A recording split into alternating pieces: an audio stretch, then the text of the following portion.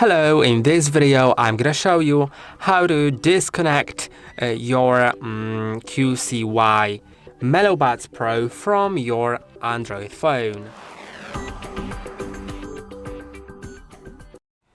To do it, you will need to go to Settings, then go to Bluetooth settings. On this phone, it'll be in Connected Devices, but it may be in some sort of menu called Connections or in a menu called Bluetooth. Now, in my case, it's already there. You can see I have them, and I can click on the settings right next to them.